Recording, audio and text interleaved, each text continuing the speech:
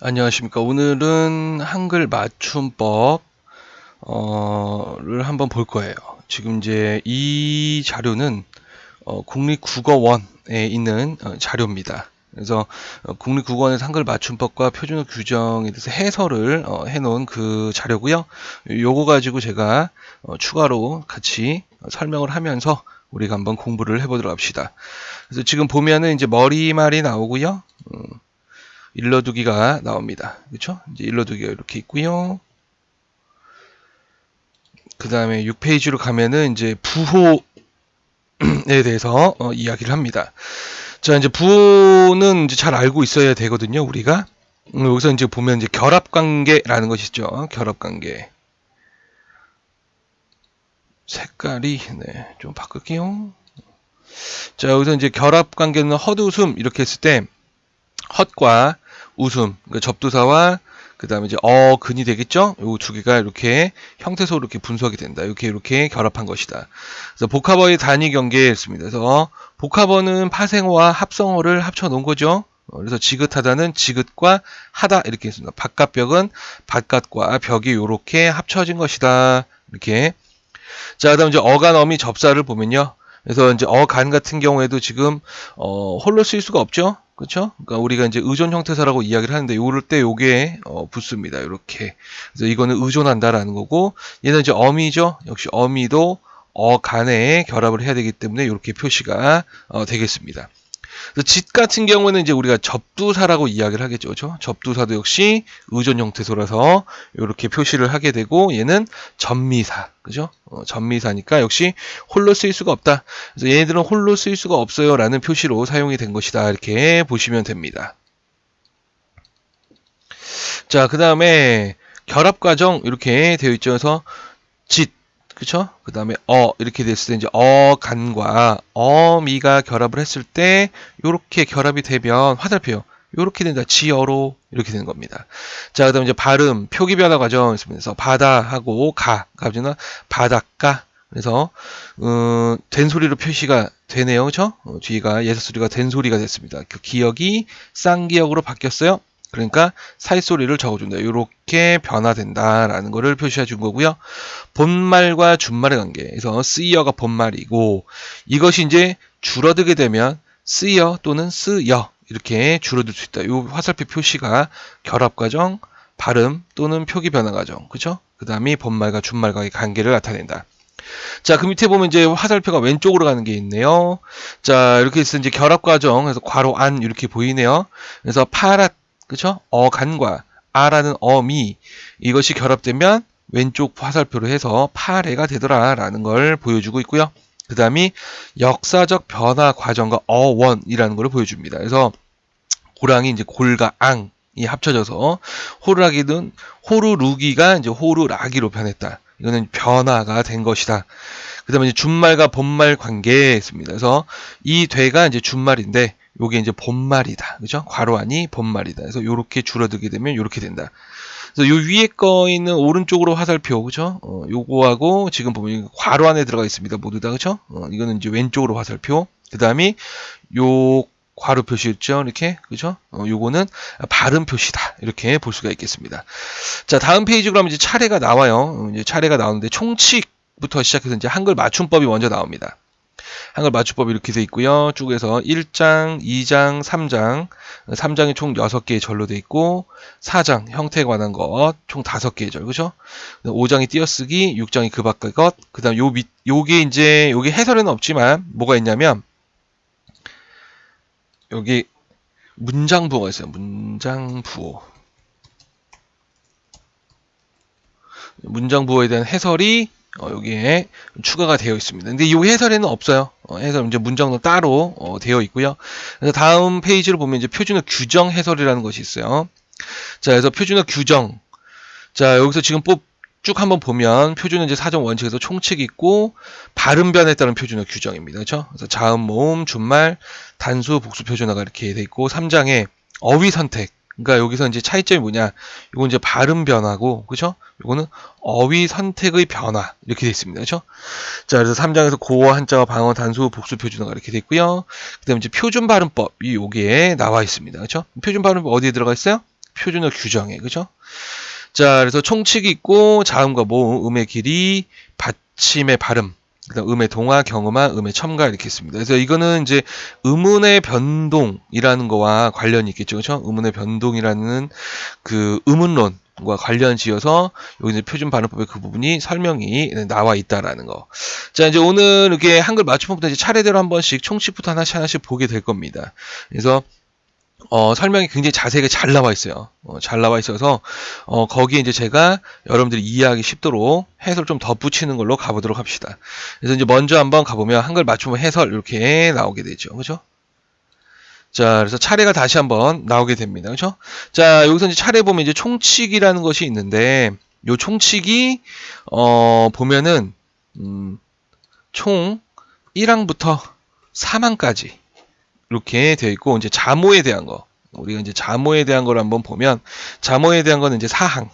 그 다음이 소리에 관한 것 이렇게 되어 있죠. 소리에 관한 것은 이제 된 소리가 있습니다. 그죠? 된 소리가 5항. 그 다음이 구개음화가 있네요. 그죠? 구개음화가 6항. 그 다음에 디귿 소리 받침 이렇게 돼 있죠. 그래서 디귿 소리 받침이 7항. 이렇게 보겠습니다. 그죠?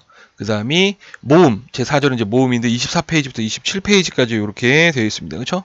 여기가 이제 당연히 8항부터 시작을 하는데 8에서 9항까지가 여기서 설명이 나오고, 그 다음에 이제 두음 법칙. 두음 법칙으로 가게 되면 두음 법칙이 이제 10항부터 12항까지 10항부터 12항까지 두음 법칙에 나와 있습니다. 자, 그 다음이 겹쳐나는 소리라는 것이 있어요. 그렇죠? 겹쳐나는 소리가 13항에 나와 있습니다. 그래서 이제 이 항이 쭉 이렇게 나가야 되는데 이걸 먼저 보는 이유가 뭐냐면 이거를 전체적인 틀을 보지 않고 무턱대고 이 안에 들어가면요 엄청나게 헷갈립니다. 복잡해요. 내용도 많고 그래서 뭐가 뭔지 처음에 읽으면요 분명히 받긴 봤는데 어디 있었지? 라고 생각을 하게 돼요. 그래서 처음에 제일 먼저 봐야 되는 게 차례예요. 이게 쉽게 설명해서 지도입니다. 지도. 여러분들 이제 공부할 때 머리에 인지지도를 이제 만들어야 되는데요. 그래서 총칙이 이렇게 총항 이제 여기까지가 이제 13항이죠. 그렇죠? 총칙부터 시작해서 3장의 소리 가는 것까지 13항으로 이루어져 있다. 이렇게 먼저 생각을 한번 하고 들어가야 된다는 겁니다. 자, 4장 일단 3장까지 한번 우리가 한번 보고 4장은 제가 다시 이따가 이어서 설명을 한번 해보도록 할게요. 자, 그래서 맨 먼저 이제 총칙이 나와요. 총칙. 자, 한글 맞춤법에 대해서 이야기를 합니다. 그렇죠? 표준어를 대상으로 해요. 소리대로 적대. 요게 원칙이에요.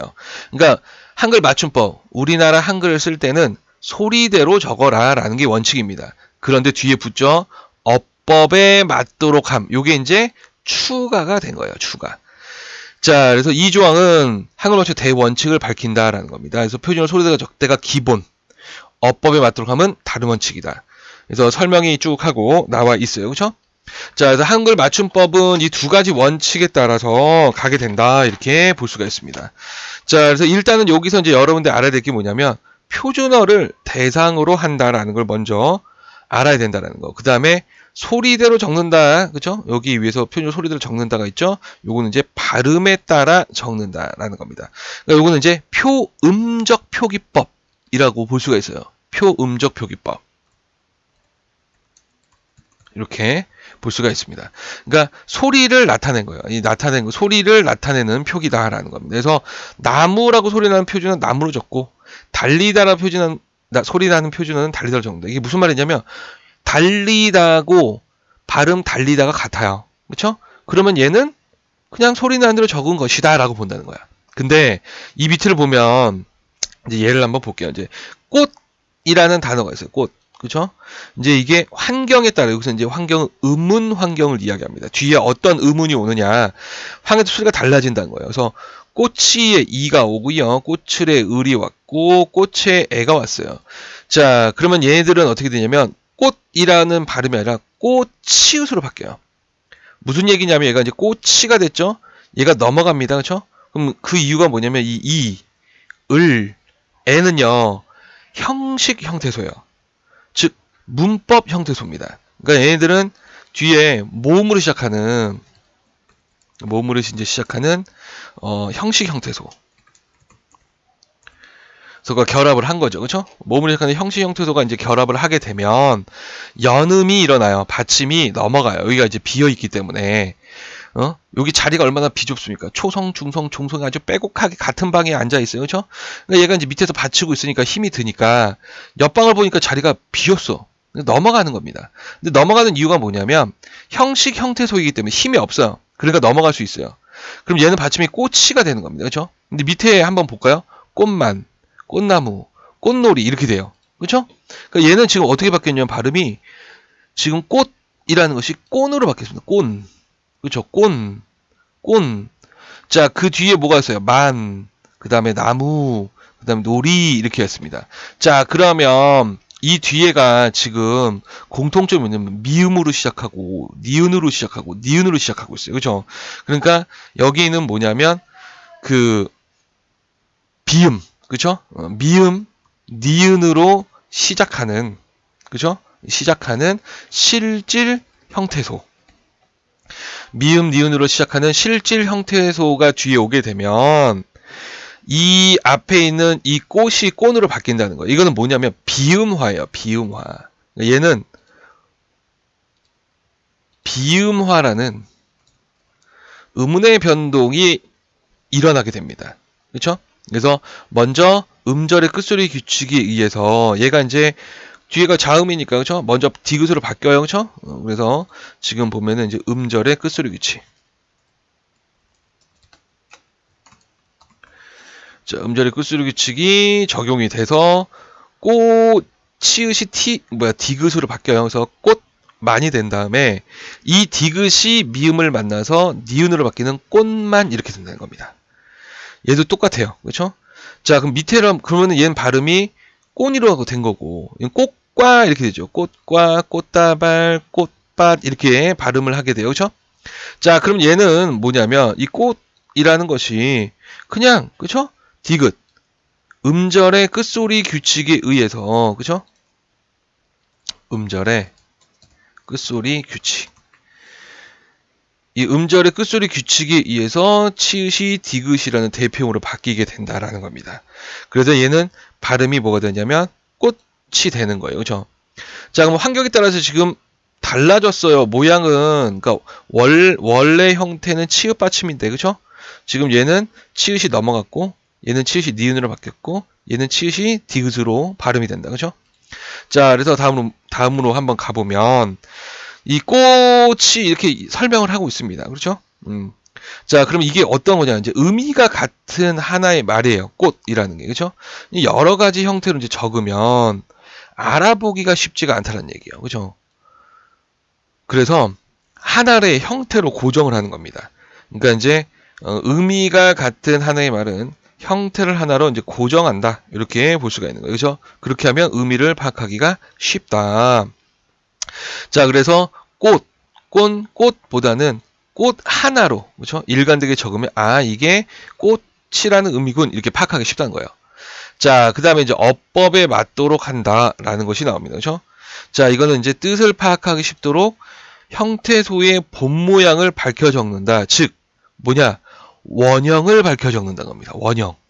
원형을 밝혀 적음. 그렇죠? 원형을 밝혀 적는 거예요. 형태소 본 모양, 그렇죠? 자, 그래서 꽃이라는 것이 꽃이읒, 꽃 세 가지로 소리나는 형태소이지만 보면 또 꽃 한 가지로 적고, 그렇죠? 그래서 꽃이 꽃만 꽃과도 역시 꽃이 꽃만 꽃과로 적게 된다. 이렇게 된다면은 형태 본 모양을 밝혀 적는 거죠. 원형을 밝혀 적는 거고 얘는 표의적 표기법이라고 표의적 표기법과 연결이 돼요. 표의적 표기법. 얘랑 연결이 돼요. 그러니까 이제 아까 앞에서 우리가 이제 봤을 때는 소리 나는 대로, 그죠? 소리 나는 대로 제가 적는다. 발음 표음적 표기법이라고 이야기를 했었죠, 그죠? 근데 여기서는 지금 뭐냐면 원형을 밝혀 적는다. 그러면은 의미를 기준으로 적겠다는 거예요, 그죠? 그래서 꽃이라는 거 한 가지로 적게 된다. 그래서 발음이 달라져도 꽃이 꽃 이렇게 발음이 달라져도 원래 형태를 밝혀서 적는다. 이렇게 볼 수 있는 겁니다. 그래서 밑에 이제 늙이라는 것도 나오죠. 늙어, 늙고, 늙지, 늙는 소리마다 달라집니다. 형태가 이제 달라지죠. 이렇게 만약에 이걸 형태로 밝힌다면, 근데 그냥 이렇게 해서 고정하겠다. 형태를, 그죠? 같은 의미로 나타나 있는 것이다라는 거. 자, 이제 그 밑에 이제 쭉 내려가면 독특한 게 또 하나 있어요. 자, 그게 뭐냐면 하나의 형태소인데, 그쵸? 우리가 이제 원형을 밝혀 적는다고 그랬죠, 그쵸? 한 형태를 고정하여 적을 수 없는 경우가 있다. 덥고, 덥지, 더워, 더우며 이렇게 있습니다. 자, 얘는 뭐예요? 얘는 비읍 불규칙 활용이에요, 그쵸? 비읍 불규칙 활용. 자, 비읍 불규칙 활용이 되면은, 그러니까 그 어가는 덥인데, 그쵸? 모음으로 시작하는 어미가 뒤에 오게 되면, 그쵸? 그 비읍이 우나 오로 바뀌어요. 그쵸? 비읍 불규칙은. 그러니까 덥고 덥지에서 자음으로 왔을 땐 상관이 없는데 얘가 지금 모음 어미가 온 거예요. 그쵸? 그러니까 더 버가 아니라 더 워로 바뀐 겁니다. 그쵸? 자, 그래서 그거를 한번 보면 자, 위에 덥고 덥지 이렇게 이야기를 해요. 그쵸? 자, 그래서 덥에 이제 덥고 덥지에서 어간 덥과 더워 더우면서의 어간 더우는 같은 형태소예요. 자, 그렇게 해서 했을 때 우리가 꽃처럼 덥으로 고정해서 적어버리면 더부며로 적어야 됩니다. 그쵸? 그러면 읽는 것도 더부며로 읽어야 돼요. 근데 표준어로 우리가 표준어로 읽으면 이 소리를 제대로 낼 수가 없죠. 이렇게 만약에 이걸 표준어로 삼게 되면 그래서 하나의 형태로 그 형태를 하나로 고정할 수가 없다. 그렇죠? 덥과 더우 두 가지로 적게 된다. 왜 그런지 이해됐나요? 오케이? 자, 그래서 어미, 용어 나오는 어미도 마찬가지다. 그리고 체연, 결합하는 조사, 그 다음에 어미. 얘네들도 지금 보면 이와 가가 있어요. 주격조사. 그 다음에 어미, 아와 어가 있습니다. 그렇죠? 자, 그래서 그 밑에 이제 이 가는 주격의 뜻을 나타내는 동일한 형태죠. 주격조사예요. 그렇죠? 얘네들은 우리가 이제 주격조사라고 부르죠. 족사는 뭡니까? 그죠? 주격조사. 자, 그래서 얘를 지금 하나로 만약 그냥 2만 적자 라고 할 수가 없다는 얘기예요. 그죠? 그 다음에 지금 이 접어란 것도 봤을 때 지금 뭐 어라는 것도 그죠? 그 다르게 그죠? 다르게 실현이 된다. 그러니까 얘는 뭐 때문에요? 모음 조화 때문에 그죠? 모음 조화. 모음 조화 때문에 양성모음일 때 잡의 이 아가 양성모음이죠. 그렇죠? 그러니까 양성모음이 온 거예요. 근데 접의 어는 음성모음이기 때문에 어라는 음성모음이 오게 된 겁니다. 그러니까 기능은 같은데 모음 조화 때문에 형태를 고정시킬 수가 없다는 얘기예요. 그렇죠? 그래서 지금 그 얘기를 여기서 하고 있는 것이다라는 거. 자, 그 밑으로 이제 가게 되면 이제 한자에 대해서도 이야기를 하는데 이제 한자는 좀 독특하죠. 이게 이제 이러한 원리와 이제 관계없이요. 각 글자의 소리를 이제 밝혀 적는다라는 것이 있습니다. 그렇죠? 그래서 국어는 국어로 소리 나고 국민은 국민으로 소리 나지만 얘도 원래 형태를 밝혀 적습니다. 그렇죠? 자, 그래서 즉 한자 국어 민 그렇죠? 그래서 나라궁, 말씀어, 백성민 같은 소리와 의미가 정해져 있으므로 독립적인 소리의 의미를 알 수 있도록 국어, 국민 이렇게 발음한 대로 적지 않고 소리난 대로 적지 않고 원형을 밝혀 적는다 이렇게 되어 있습니다. 물론 한자에서 예외가 있어요. 예외가 있는 게 뭐냐면 두음 법칙, 그렇죠? 그건 이제 우리가 뒤에서 보게 될 겁니다.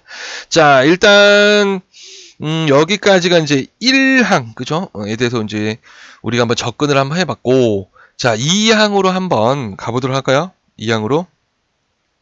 자, 문장의 각 단어는 띄었음을 원칙으로 한다라고 되어 있습니다. 자, 그럼 여기서 이제 알아야 되는 개념이 이제 단어예요, 단어. 그죠? 자, 국어에서 국어에서 단어를 단위로 이제 띄어쓰기를 하죠. 그죠? 그 이유는 뭐냐면 단어가 독립적으로 쓰이는 말의 최소 단위이기 때문이에요. 독립적으로 쓰이는 말의 최소 단위. 즉, 홀로 쓰일 수 있는 말이라는 겁니다. 홀로 쓰일 수 있는 말. 그거의 최소 단위. 자, 그래서 예를 들어서 동생 밥 먹는다 라는 문장이 있어요. 예문이. 동생과 밥 먹는다는 각각 단어죠. 그렇죠? 홀로 쓰일 수 있습니다. 그래서 띄어쓰기가 단위가 돼요. 그래서 동사 반문으로 띄었습니다. 그렇죠? 그래서 단어가 근데 단어 가운데 조사는 이런 게 있어요. 그럼 조사도 뭐다? 조사도 단어다. 그죠? 얘도 단어다. 이렇게 봐야 돼. 그죠? 자, 그래서 독립성이 없어서 앞말에 붙였어요. 그러니까 이 조사는 앞말에 붙였어요. 근데 단어예요. 자, 이 동생이 밥을 먹는다에서 이 을은 조사이므로 동생이 밥을 같이 언제 앞말에 붙였어. 그럼 얘는 그럼 단어가 몇 개냐? 단어가요. 색깔 바꿀게요. 하나, 둘, 셋, 넷, 5개. 5개. 이해됐나요? 요게 이제 이 5개가, 그쵸? 5개의 단어로 이루어져 있다라는 거죠. 조사가 단어라는 거 좀 조심을 해야 됩니다. 자, 그거에 대한 또 설명을, 정말 친절해요. 그쵸? 국립국어원. 조사는 단어인가? 라고 지금 설명을 또 해놔요. 그쵸? 자, 단어에 대해서 다시 한번 설명을 합니다. 그쵸? 단어라는 것은 독립적으로 쓰이는 말의 최소 단위. 그쵸? 홀로 쓰일 수 있는 말이다라는 거예요. 그쵸? 자, 그래서 먹는다. 예를 들어, 그래서 먹는다. 동사의 어가 먹. 그 다음 어미 는다. 이건 독립적으로 쓰이지 못해요. 그쵸? 단어가 아닙니다. 그런데 이 먹는다 있죠? 이 먹는다는 합치면 단어가 돼요. 그러니까 먹하고 는다는 단어가 아니에요. 그런데 먹는다는 합쳐지면 단어가 됩니다. 홀로 쓰일 수 있기 때문에. 자, 그럼 이제 이 부분이 여러분들 좀 이해를 좀 해야 되는 게 조사라는 것도 형식 형태소고요. 그렇죠? 어미라는 것도 형식 형태소예요. 지금 분명 얘는 단어가 아니라고 그랬습니다. 그렇죠? 그래서 요 표시를 또 해놨죠. 그렇죠? 붙였습니다. 그렇죠? 자, 그럼 한번 여기서 한번 보면은 조사하고 어미는 단독으로 쓰이지 못해요. 그렇죠? 자, 그리고 조사는 체연뒤에 연결돼요. 그래서 체연뒤에 연결되기 때문에 독립적으로 쓰이지 못합니다. 근데 이거를 단어를 보는 이유를 한번 보면 조사가 체연하고 이제 분리를 시켜봐요. 그럼 체연이 자립성을 유지해요. 그러니까 밥을 해서 밥과 을하고 분리를 시키잖아요. 그럼 밥은요 자립성을 가져요. 그럼 이 을이요 혼자 덩그러니 남아야 됩니다. 밥이 딱 나가면. 그렇죠? 그러니까 얘는 이 을은요 우리가 이제 조사를 그래서 뭐냐면은 준자립성이 있다. 준자립성. 자립성에 준한다라는 겁니다. 이제 준자립성. 그래서 자립성에 준한다라는 거예요. 강제적으로 자립해야 됩니다. 얘가. 그렇죠? 자, 그래서 동사나 형용사 어가능 어미를 불려면 어가능 어미가 모두 자립성이 있는 것과 다르다는 얘기예요. 그러니까 동사나 형용사 어간에는요. 예를 위에서 한번 봅시다. 먹는다를 분리를 시키면 먹은요. 의존 형태소가 됩니다. 그렇죠? 근데 밥을 분리시키면 밥은요. 자립 형태소예요. 그러니까 얘도 의존이고 얘도 의존인데 얘는 자립이 되잖아요. 그렇죠? 밥이 자립 형태소가 되버리니까 을도요. 강제적으로 준 자립성을 가지게 되는 거야. 물론 얘도 의존 형태소예요. 앞말과 붙여 써야 되니까. 그렇죠? 그러니까 이게 차이점이라는 겁니다. 그래서 조사는 어미보다는 단어에 가깝다는 거야. 이 밥이 자립성을 갖고 있듯이 을도 준자립성을 갖고 있다. 이렇게 이야기를 하고 있는 겁니다. 이해되죠? 자, 그 다음에 이제 사망으로 한번 가보면 외래어는 외래 표기법에 따라 정답. 요거는 그냥 여러분들이 읽어보시면 좀 되고요. 자, 그 밑에 문제 원어에 따라 한국 어휘 체계가 있어요. 어휘 체계 우리나라는 3개의 체계로 있습니다. 고유어, 한자어, 외래어. 그렇죠? 모두 다 한국어로 보는 거죠. 외래어하고 외국어는 달라요. 그죠? 외래어와 외국어. 그러니까 외래어는 뭐냐면 물론 외래어에서 온 거예요. 외국어에서. 그죠? 외국어에서 왔는데 국어처럼 인식이 되는 말을 우리가 외래어라고 합니다. 그죠? 얘는 이제 외국어와 다른 거예요. 자, 그래서 요거는 한번 여러분들 읽어보시면 될 것 같습니다. 자, 일단 여기까지가 1장, 그죠? 1장에 대해서 설명을 했다라는 거. 그래서 다시 한번 지금 보면은 여기서 총칙, 여기서 1부터 3장 있죠? 이 총칙을 설명했습니다. 고생했습니다.